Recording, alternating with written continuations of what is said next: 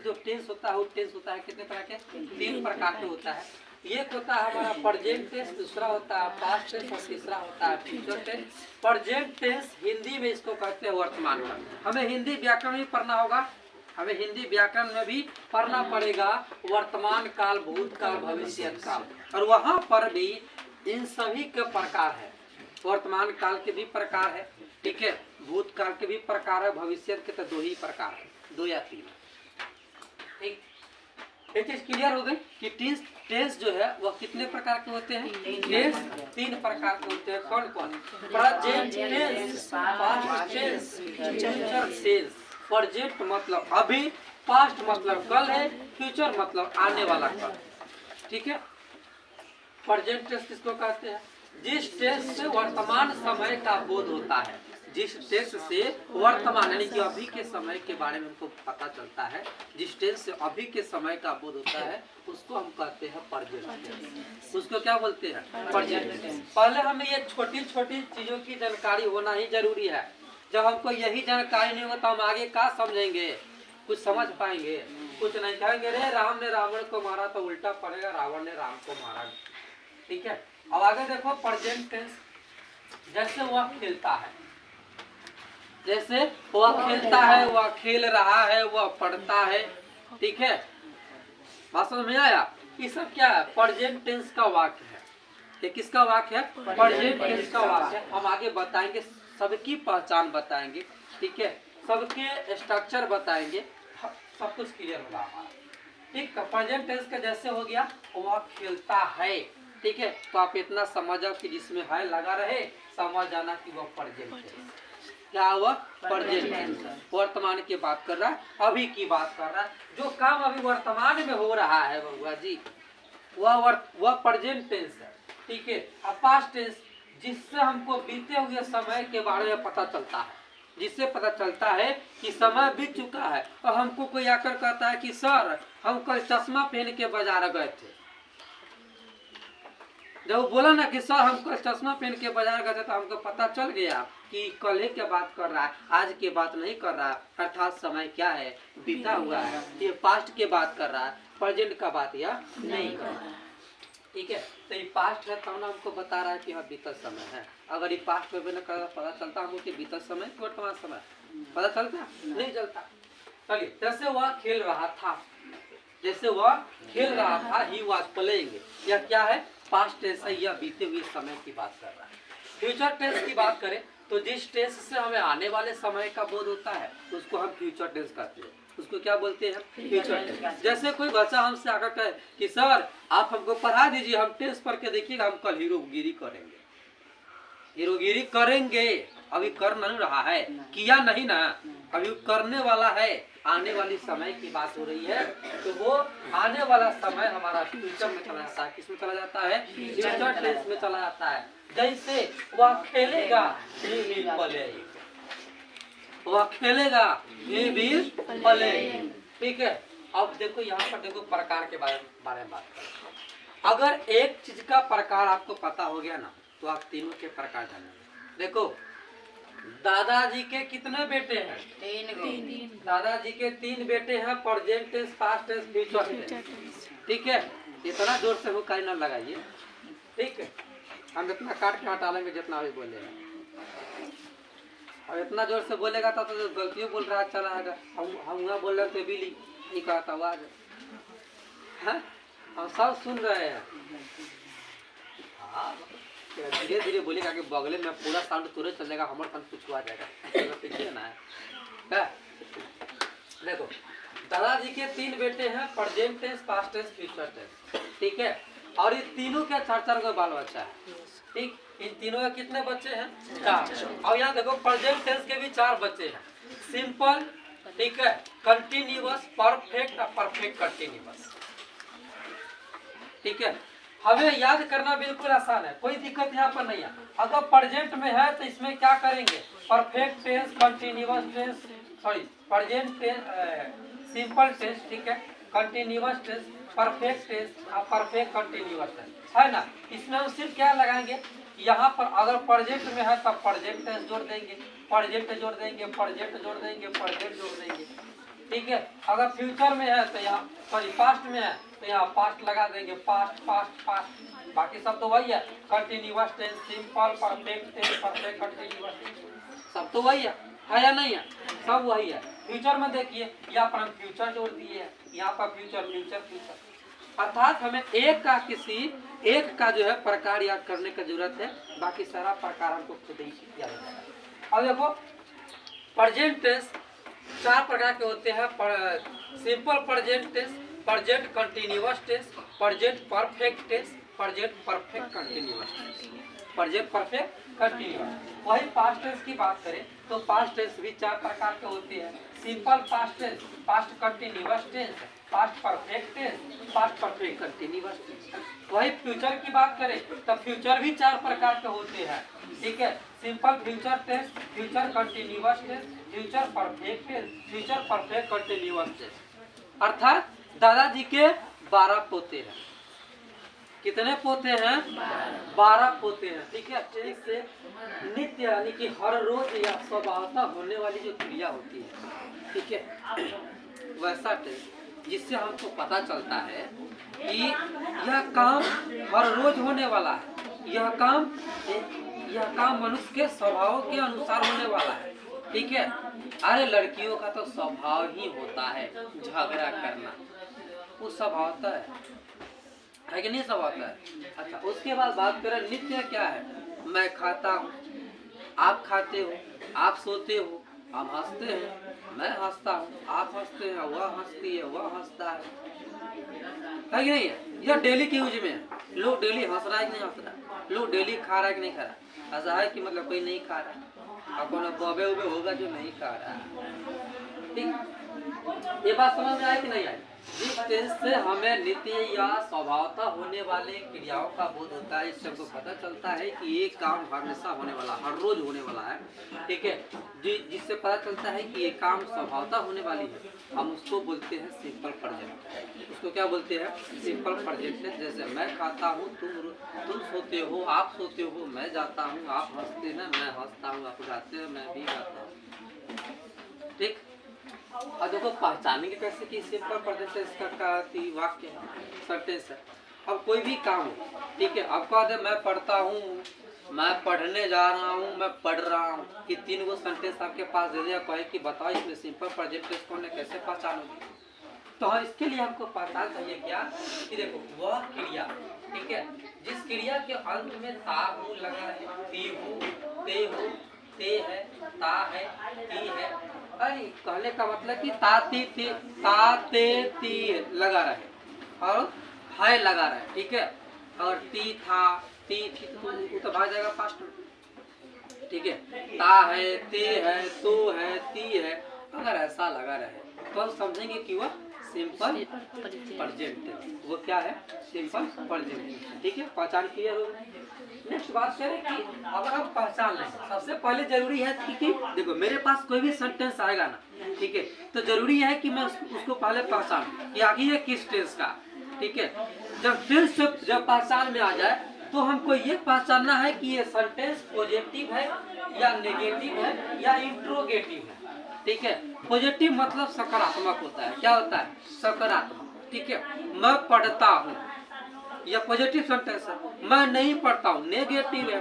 क्या मैं पढ़ता हूँ, ठीक है, उसको पता नहीं कि मैं पढ़ता हूँ कि नहीं पढ़ता, पूछ रहा है क्या मैं पढ़ता हूँ, पहले ना होगा।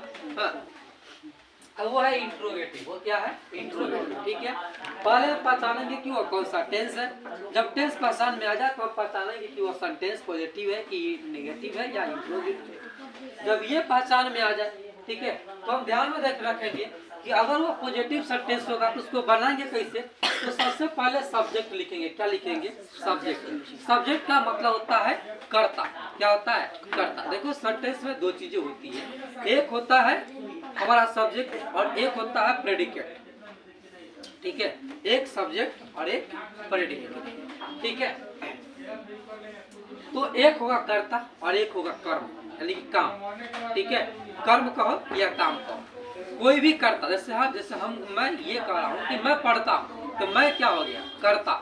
मैं क्या हो गया? कर्ता, यानी कि मैं सब्जेक्ट हूँ। मैं क्या हूँ? सब्जेक्ट हूँ, ठीक है। और मेरा काम क्या है? पढ़ना, तो पढ़ना क्या हो गया, मेरा क्रिया है, वो क्या है, क्रिया, ठीक है, करना। वह खेलती है, वह खेलती है, मैंने क्या बोला, वह खेलती है, उसमें जो वह है वो क्या हो गया, सब्जेक्ट हो गया, और उसका खेलना क्या हो गया, उसका काम है, खेलना क्या है, उसका काम, ठीक है। तो अगर वो सेंटेंस पॉजिटिव होगा, जैसे कि वह खेलता है, तो उसको बनाने के लिए क्या करेंगे, सबसे पहले सब्जेक्ट, उसके बाद वर्ब लगाएंगे, और उसके बाद उसमें एस या ईएस जोड़ेंगे। अब बात ये भी आई कि सर हम एस या ईएस किस में जोड़ेंगे, पहली बात करता हूँ कि हम एस या ईएस किस में जोड़ेंगे, तो आपको मैंने पहले पढ़ाया होगा, ठीक है, कि थर्ड पर्सन, ठीक है, थर्ड पर्सन सिंगुलर नंबर के साथ हम एस या ईएस का प्रयोग करते हैं। जैसे थर्ड पर्सन सिंगुलर नंबर में कौन होता है, किसी का नाम हो सकता है, किसी का नाम हो सकता है, जैसे राम मोहन सीता गीता, ठीक है। थर्ड पर्सन सिंगुलर नंबर में ही सी इट दे, सॉरी ही सी इट आता है, डेट दिस होता है, ठीक है, और समझ में ही सी इट, ठीक है। तो जो सिंगुलर नंबर होता है, सिंगुलर नंबर थर्ड पर्सन जो होता है, उसमें हम एस या ईएस लगाते हैं। जैसे वह खेलता है, वह क्या है, ही सी इट दे क्या है, यह सिंगुलर थर्ड पर्सन है, क्या है, यह सिंगुलर थर्ड पर्सन है। तो ही सी की जो क्रिया है, इसके साथ हम एस या ईएस लगाएंगे, क्या लगाएंगे, एस या ईएस जोड़ देंगे। बात समझ आई कि नहीं है। अगर यही यहाँ पर लिखा था मैं खेलता हूँ, तो फिर हम वहाँ पर एस या ईएस नहीं लगाते, मैं सीधा लिखता आई प्ले, क्या लिखता, आई प्ले, ठीक है, क्योंकि आई फर्स्ट पर्सन सिंगुलर नंबर, क्या है, फर्स्ट पर्सन सिंगुलर नंबर, तो first person singular number plural number, second person singular number plural number के साथ एस या ईएस नहीं लगता है। थर्ड पर्सन प्लुरल के साथ भी एस या ईएस नहीं लगता है, ठीक है। एस या ES only for third person singular के साथ लगता है, किसके साथ लगता है, थर्ड पर्सन सिंगुलर के साथ लगता है, ठीक है। तो इसका स्ट्रक्चर क्या हुआ, अगर सेंटेंस पॉजिटिव हमको मिल जाएगा तो हम क्या बनाएंगे, सब्जेक्ट प्लस वर्ब, और उसमें एस या ईएस जोड़ देंगे। लेकिन एस या ईएस कब जोड़ेंगे, जब थर्ड पर्सन सिंगुलर नंबर रहेगा, तो सिर्फ यहाँ पर वह, ठीक है, वह रहेगा, यह रहेगा, तब हम वहाँ पर क्या करेंगे, एस या ईएस लगाएंगे। लेकिन अगर यहाँ पर तुम, आप, मैं, अगर ये लगा रहता है वे, तो फिर वहाँ पर हम ईएस या ईएस नहीं लगाएंगे, ठीक है।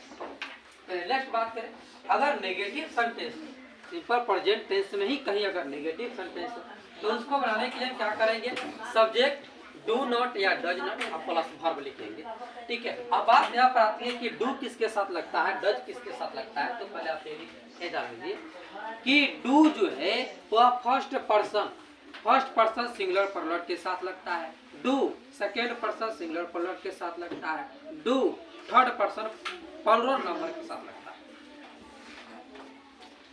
ठीक है। और जो डज है वह थर्ड पर्सन सिंगुलर के साथ लगता है। जैसे यहाँ पर देखो वह, ये क्या है, सिंगुलर है, क्या है, यह सिंगुलर है। क्यों सिंगुलर है, क्योंकि वह जब कह रहे हैं इसे किसी एक ही व्यक्ति का बोध हो रहा है, इसे किसी और का बोध नहीं हो रहा है। जैसे हम कहें कि वह लड़का है, तो हम सिर्फ उसी की बात करें, किसी और की बात हम नहीं कर रहे, या बहुत सारे उसमें नहीं आ रहे। तो वह यहाँ पर लिखा है, यह क्या है, ये जो वह लिखा है यह थर्ड पर्सन सिंगुलर नंबर है, क्या, यह थर्ड पर्सन सिंगुलर नंबर। तो थर्ड पर्सन सिंगुलर नंबर के साथ हम क्या लगाएंगे, डज, क्या लगाएंगे, डज। नोट तो सब में लगानी है, चाहे वो फर्स्ट पर्सन हो, थर्ड पर्सन हो, सेकेंड पर्सन हो, सिंगुलर पर्सन हो, कुछ भी, ठीक है।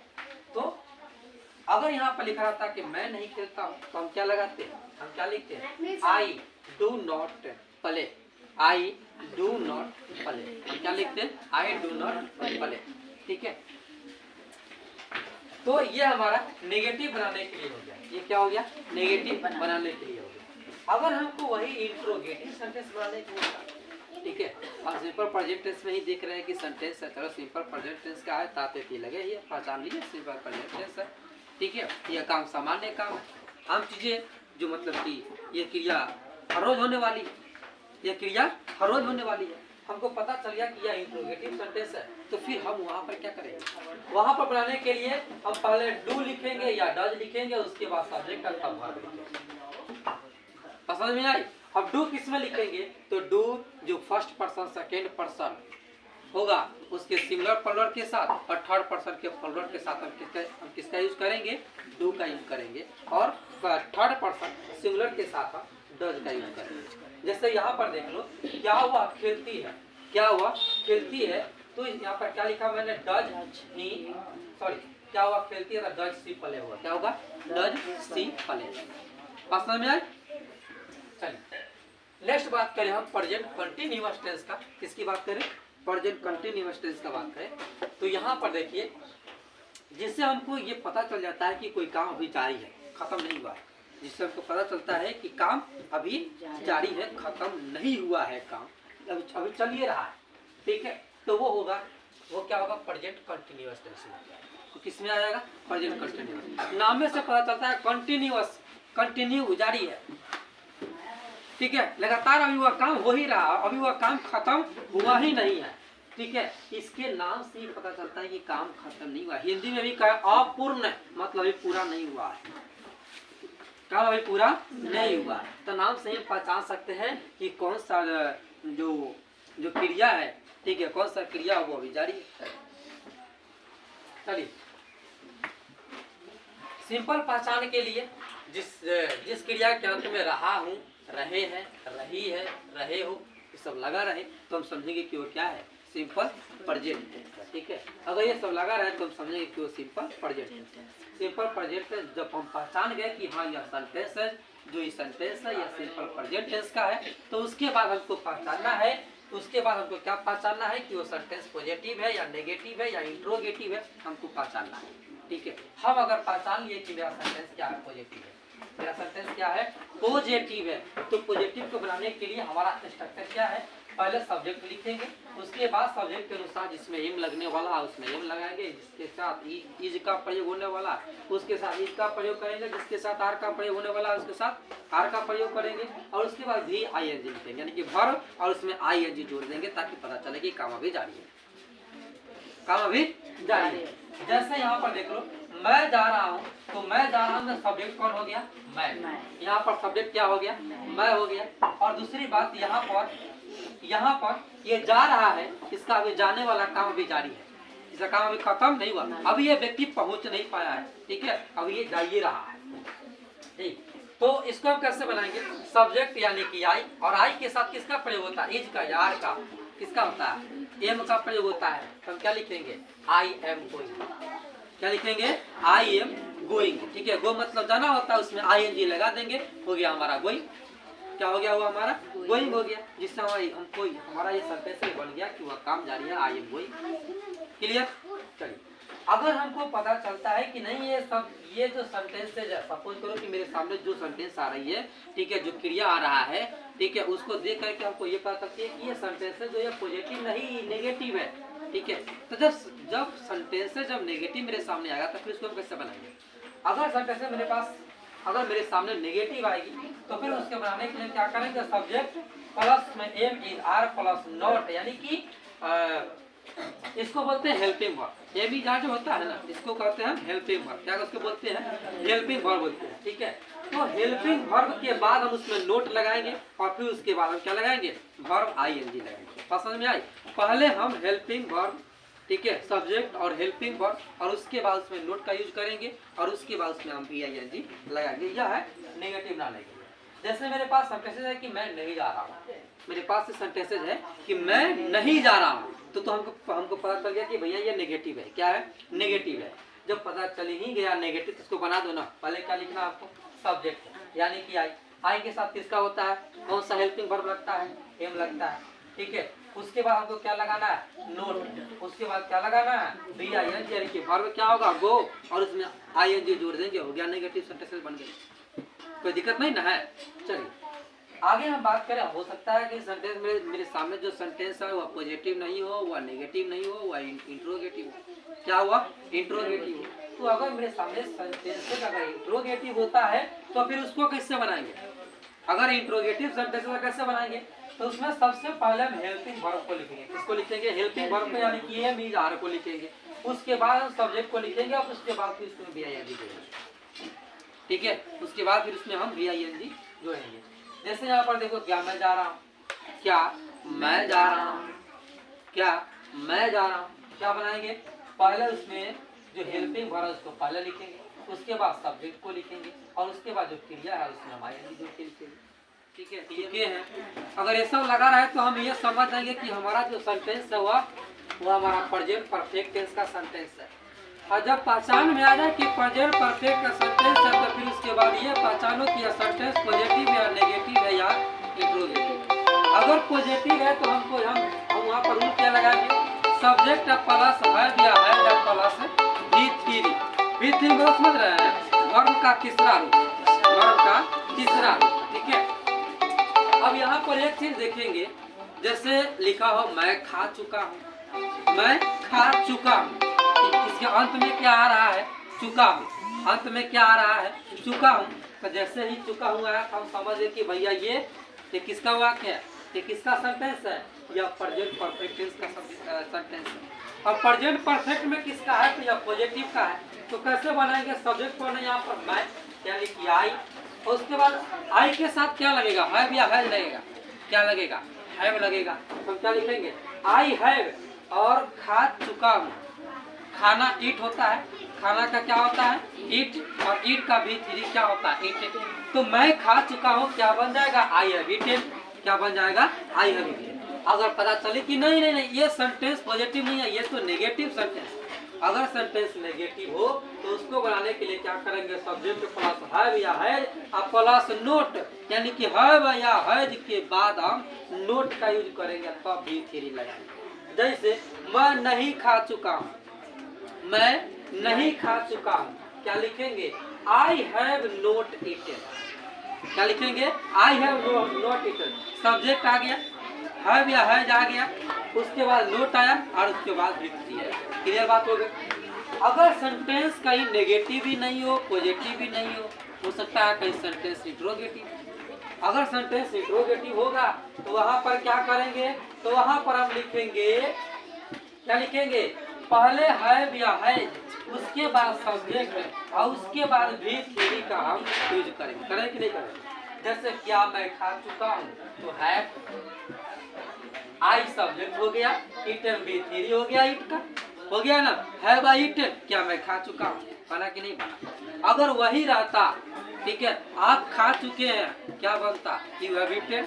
आप नहीं खा चुके हैं, यू हैव नॉट ईटन। ठीक है, क्या आप खा चुके हैं, हैव यू ईटन। हो गया ना क्लियर। चलिए अब बात करते हैं present perfect continuous. Perfect continuous, पूर्ण अपूर्ण, पूर्ण अपूर्ण। ठीक है, और देखो यार, जिस टेंस से किसी क्रिया को भूतकाल में शुरू होने और वर्तमान काल तक जारी होने का बोध होता है उसको हम क्या कहते हैं, प्रेजेंट परफेक्ट कंटिन्यूअस टेंस कहते हैं। किसको बोलते हैं प्रेजेंट परफेक्ट कंटिन्यूअस टेंस, जो भूतकाल में यानी कि पहले शुरू हुआ था, आज ले जारी है, पहले शुरू हुआ था और अभी तक जारी है, तो वो क्या हो गया, वह हो गया प्रेजेंट परफेक्ट कंटिन्यूअस टेंस। पहचानेंगे कैसे, अगर हमको ये भी याद नहीं रहेगा, अगर हमें ये चीज समझ में नहीं आएगी तो फिर कैसे पहचानेंगे। जिसके अंत में ता रहा हूँ, ते रहे हो, ती रही है, ये सब लगा रहे तो हम समझ जाएंगे कि यह प्रेजेंट परफेक्ट कंटिन्यूअस टेंस का वाक्य है। और उसके बाद पहचानेंगे कि प्रेजेंट परफेक्ट कंटिन्यूअस का तो सेंटेंस है, कोई दिक्कत नहीं है, लेकिन प्रेजेंट परफेक्ट कंटिन्यूअस में कौन सा सेंटेंस है, पॉजिटिव, नेगेटिव, इंट्रोगेटिव। अगर पता चले कि वह सेंटेंस पॉजिटिव है तो फिर बनाएंगे कैसे, सब्जेक्ट, उसके बाद हैव या है और उसमें बीन लगा देंगे। क्या लगाएंगे, बीन लगा देंगे, उसके बाद भी आएंगे।